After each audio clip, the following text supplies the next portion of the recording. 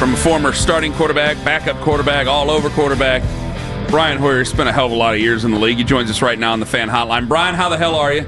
I'm great, guys. Mackenzie was kind of like, oh, no, they don't have Hoyer Destroyer. Like, what is that? I feel a little hurt right now, and I'm so forgotten. She doesn't understand. She was but a kid. just a child. You know what I love about having Brian on is we've had so many people in the Shedeur orbit that have been like, you guys don't understand. You've never experienced anything like this. And I'm like, we had the exact closest scenario in recent NFL history to this already happening. And it was when Brian Hoyer was in the building because they drafted Johnny Football. And Johnny Football was the most famous dude in college football. He was a Heisman winner. He had some of the most electric moments in college football history with the most amount of people that you could possibly imagine watching him. And we had this situation, so it's not that long ago that we went through this. And Brian, you were the guy that had to deal with all of this. So can you take us through what went on in this situation with Shedeur and some of the comparisons here? Because I actually find a lot of this to be identical. Yeah, Anthony, I can see a little bit of the comparison. The only difference is, I was a veteran. Johnny was a rookie. You got two rookies there now. And I was listening to you guys yesterday, today, just to get the pulse, check in on you guys. And the one thing I would say is when the Browns trade Joe Flacco, and look, I know it wasn't going well and you got to get these young guys. You now have two guys this is their first time going through the NFL, and they don't have anyone to lean on, right? And so this isn't a situation where Joe Flacco's the starting quarterback as a veteran, which allows a rookie backup to maybe get some more reps in practice, right? Joe Flacco's 41. He doesn't need every single rep.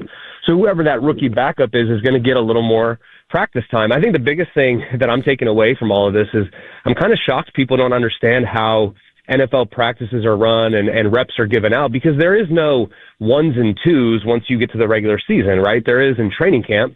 But when you get to the regular season, all the reps go to the starters. And then what happens is, depending on the position, particularly linemen, because they don't want to give them every single rep, the swing guard or the swing tackle may sub in for 2 or 3 plays in the 12th play period. But this isn't college where you have 100 and some guys on a team. Like, you can only practice so much. And to give extra reps to a backup quarterback is kind of, when you think about it, like you're kind of not putting your eggs in the basket of what you think is going to win. And I've lived that in many different scenarios. And so the one thing I would say is people just need to calm down, okay? Every scenario is different. Every place I've been, there's been times when I was young and I backed up Tom Brady, I got 0 reps. And you would say, well, that's kind of irresponsible. But the reality is, if they even tried to send me in for a rep, Tom would shoo me out of the huddle. He wanted every single rep. Now, when I came back for my second stint, there were days on Wednesday and Thursday where Tom needed to recover, get treatment. I would take the entire practice, and not just the offense. I would do the offense, and then I would go do the scout team. And it was great for me. Other places, when I backed up Mac Jones, I got 0 reps. He was a rookie quarterback. He needed every single rep. When I went out to Indianapolis with Jacoby Brissett, he took every single rep. And so it goes and it varies by place to place and situation by situation.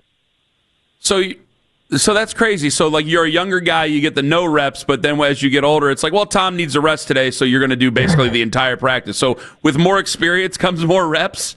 I mean, like, honestly, and that was a week-to-week basis. I mean, there was times where he felt great and was like, all right, I'm taking every single rep. And the one thing that I would say I learned early, because I just told you the situation, was I was going to have to take mental reps. Now, is that fair? No, but that's what comes with the job. And that's why, like, I'm trying to tell everyone, like, it's not surprising to me that Shedeur hasn't taken any reps. It's just the reality, because Dylan Gabriel is a rookie. So I'm sure that coaching staff is saying, he's our starter, he's learning, he's seeing looks of plays against certain defenses for the first time when he's going to prepare for that Baltimore defense. Like, every defense is different, your game plan is different, and so he needs every single rep that he can get. That's why when you have 2 rookie quarterbacks, it's like, you're really doing yourself a disservice, because the backup, he doesn't know anything either, and he has to sit there and watch. And so, I feel bad for Shedeur. Now, the one thing I would say, no one felt bad for me when I didn't get any reps and I went out in a game and didn't perform great, right? But he has a lot of fanfare. And I think, look, the reality is we're all going to see what happens this week, because he's going to get a full week of practice and he's going to play. And even with that, he's a rookie who's the game is faster, right? That was the one thing when I saw him play. He tried to do some of the stuff he did in college, and it's a different speed, and nothing in practice can compare to it. Nothing in the preseason can compare to it.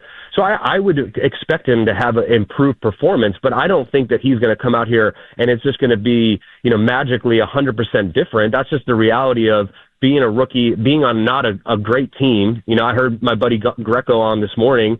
The best thing they can do is establish a game plan that gets the running game going and takes some pressure off of him early, get him a few completions, some plays that he's familiar with. But I think people are blowing this out of proportion. There's certain places where the backup will get a few reps, but you can't extend practice and make everybody else have more reps because your backup quarterback needs reps. This is not how it works in the NFL. Brian Hoyer joining us on the show. So, Brian, I've been critical of three things. One, two things is in messaging. One is like, all right, Dylan Gabriel got reps with the ones during training camp. Okay.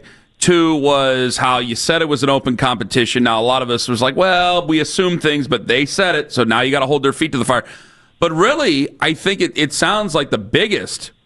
And the third thing that I was critical of is like, I could say whatever I want to about Kenny Pickett, about Joe Flacco. You traded them both away, and now you have no guys with any experience on how to run your offense, and now you basically got, as you just kind of pointed it out, you got the blind leading the blind now at your quarterback position.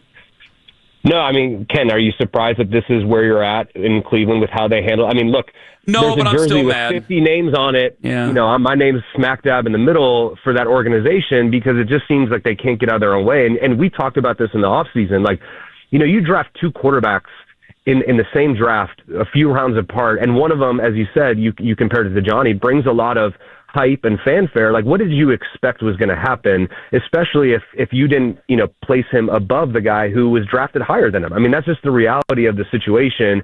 And so they've gotten themselves in this mess, and it's not fair to Dylan Gabriel. It's not fair to Shedeur Sanders. And honestly, it's not fair to the team and the veterans on that team, a guy like Myles Garrett. And look, we talked about it in the offseason, and he signed the contract. I know what the plan is for quarterback. There's no way that Andrew Berry sat down with him and said, look, we're going to bring in Flacco, and we're going to have these two rookie guys, and it's all like, there's no way that was the plan going in. And now you're down to, Shedeur, and I heard Greco, you guys asked him, like, what are the guys on the team thinking? And everybody's thinking, okay, what can I do to play for my teammates? What can I do to make sure that I put my best performance out? Because I'm not just auditioning for the Browns and whoever is here next year. I'm auditioning for the rest of the league as well. All right, so Brian Hoyer joined us right now. You saw a lot of bad, a little bit of good in that game from Shedeur. What is the difference now this week as he's prepping to be the starter most likely, as opposed to getting thrown into a game like he was at halftime last week? Yeah, I said this on my Twitter or X, whatever we want to call it right now. Like, sometimes, the pressure is greater being starting quarterback, but also the nerves are a little less because that you're going to be playing, right? I think some of the most nerve-wracking days I've had playing in the NFL are as a backup quarterback and watching your quarterback get drilled and be like, is he getting up? Am I going to go in? I'm sitting here, it's 40 degrees, 32 degrees. I haven't moved in 2 hours. And so the comfortability level of, being in every meeting, knowing when they install a play, like, I'm running this play this week, right? And I'm going to have input on the game plan. I would hope that they would give him input on the game plan. What are you comfortable with? Obviously, Shedeur is a different type of player than Gabriel. And I think, one thing that's kind of being not really talked about is this is I don't want to say a problem, but when you draft a left-handed quarterback, a lot of the game plan is set up for a left-handed quarterback, the way your protections are built, right? His blind side, where that is. So now that will switch. That'll be more emphasized for a right-handed quarterback, which is more natural for the rest of the guys. And I think he'll have a better grasp of what it is going to be. Like, I remember I went to Indianapolis literally the first week of the season when Andrew Luck retired to be the backup to Jacoby Brissett. And for the first probably 10 weeks, I would get the game plan and I would go through it every single play, and I would basically highlight the plays that I felt comfortable with, and I would just take a black Sharpie and completely black out the plays that if I had to go in the game, I didn't want called. And oddly enough, got thrust into a game against the Steelers, and I run over to the sideline with Sirianni and Frank Reich, and we sit down and they pull out my game plan, and we go over, I'm like, all right, don't call that, call this. I feel comfortable with this. And so there's a lot that goes into it when you're in that role. Now he's the starter. He gets the practice under his belt. The game plan will be tailored to his strengths, which I think you're going to see more of a vertical element when Shedeur. I mean, that's I think, I saw Dylan Gabriel here in person when they played the Patriots. The arm strength is just not there deep down the field. And I think Shedeur has a good ability to push the ball down the field. He can layer passes a little bit better. So you could see that. But ultimately, what Greco said this morning, he hit it on the head. You want to make it comfortable on Shedeur, you got to be balanced. Don't go out there and try to make him throw 35 times in this game. Brian, I did want to ask you, just because we had lived this and you had lived through this, and we were going over in text message what it was like that Johnny first time that he came in the middle of a game, and then the next game, which was a total disaster against Cincinnati. So you had that Bills experience, and then that. How did that operate, and what was it like in the locker room when everybody kind of saw Johnny fall flat on his face? Yeah, you guys were texting me that. I didn't remember that. I think the one thing that, it's kind of like you kind of feel the same way, like it's almost inevitable, right? Like you knew at some point, whether it was an injury or the way the season went, and you knew Shedeur was going to play. And so I think now the team's like, okay, this is kind of what we've been waiting for at some point, one way or the other. Like that pressure is kind of off now, and it's like you go full speed ahead, and he's the guy for this week, and you see what happens going forward. There's really, it's like you think about the players in the locker room and how it affects them. Well, the way that the game plan is going to change, the way, like I just said, the protection is going to change. And so, when Johnny took over, it was a very different offense than what I played in, right? Because he had a lot of the zone reads and the RPOs and things like that. So now those guys have to get caught up to speed. I don't think, there's going to be a big difference in what the Browns do. Greco hit on that earlier. Like, you can't just change your offense all in 1 week. Like, the rest of the guys got to play too. So, I think the team's probably like, okay, we knew this was going to happen at some point. Now it's here. Let's go out and figure out how we can try to win this game.